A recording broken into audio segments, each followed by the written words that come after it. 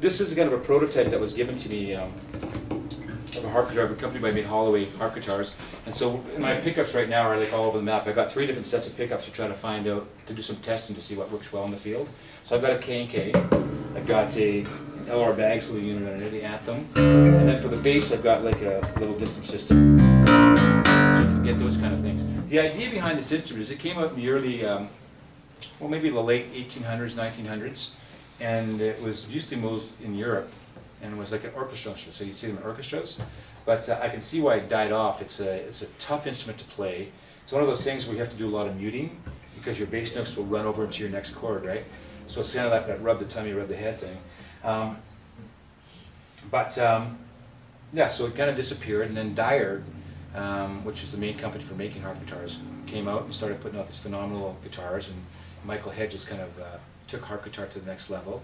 He died, and then it disappeared again, and then over the last 4 or 5 years, there's a handful of us that are kind of getting popular back to the instrument. But the idea is that you get 6 regular strings, and then 6 sub-bass strings. So you go, well, why do they call it harp guitar? The reason is that when you take a definition of what harp it is, it means free withstanding strings. So because of that, it's called harp guitar. Really, it's a guitar with 6 sub-bass strings. You're very limited because you can't fret, so you just get notes that you can work with. And the 3 approaches to working this thing is you'd either grab the roots or something like that. You would do basic runs. Kind of do something like that, and then do hammers or that. But what I like about it is that it puts the guitar somewhat in the piano kind of area now. Because the piano, you get 88 keys, you get this very huge range. And if you took a chord like C major, what CEG, is that a major chord? Yeah. CEG, okay. Yeah. So that's your first, third, and fifth. If you wanted, you can now say, well, you know what? On regular guitar, you have this kind of limited range. Piano's like this, guitar's here because you got E to E, right? And in tunings, you can drop down to D. You can do different things. But this thing now puts you like, I got this at an F. So now I've got an F down here, and I could say, well, you know what? If I tune this to an E, instead of using this C, E, taking that E, I can drop that E, and now I can change the voicing on it. So you get all these different colors you can count with piano. So piano player would go C, E, and G, here's my C chord. Sounds tight, right? Drop my root down there, sounds fatter because you get all that distance space within. Now I'm going to take away the E and make it a different root, and you get all these beautiful voicings. So an example of that is, that's what I love about this thing, and that's where I'm trying to head with it. You do something like a beautiful stuff, right? So.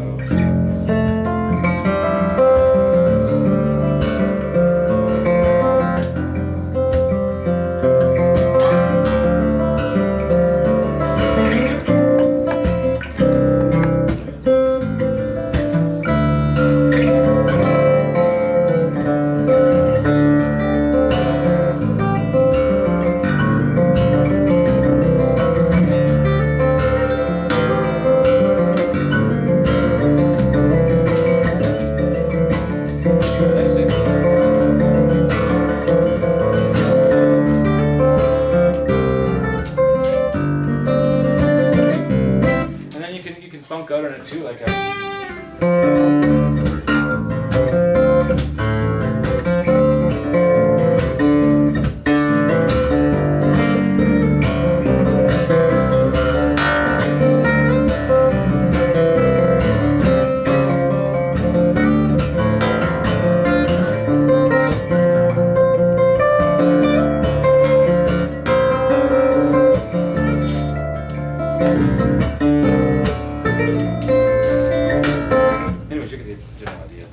Yeah, it's a harp guitar.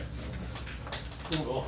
Really cool. That's a neat So now to get some of these things, Dyer, like I said, the old models are still floating around there. They go back to 1918 or 1912. I got one for 1918, which is pretty cool, but I don't take it on the road. They're going for about 20 grand, these things. You can then get a custom builder to build you one, and they're about 8 to 10 grand. However, Holloway bought the Dyer patent, and so now they're trying to produce an American version and a Chinese version.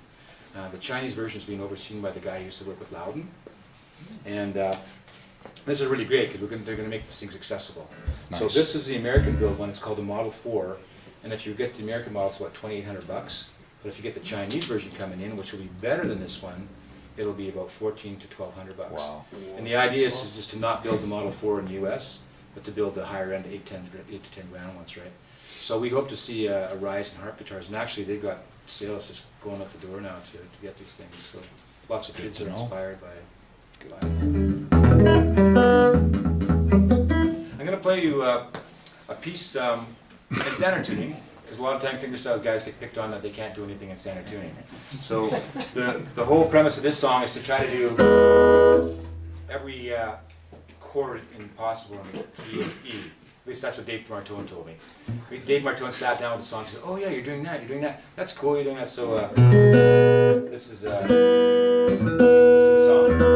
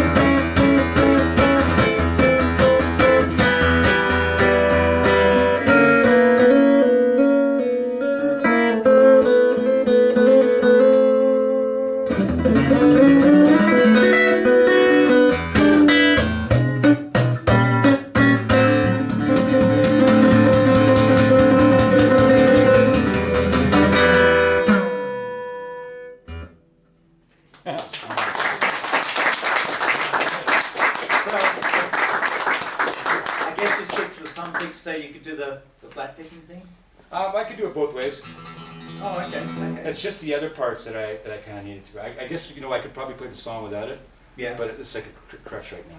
I've been working to get away from the thumb pick. Yeah. There are things it does better. It's a little bit more clarity Yeah. for the bite versus, so. Yeah. That's Tony does that too, Tony McManus. He does Yes. a lot of that. Yeah. And it's good because you can go with both, right? Yeah. You can actually frail in all the strings. Cool. Well, if you guys don't have more questions, then thanks for spending Thank some you. time. Thank Yeah, you. Thank you.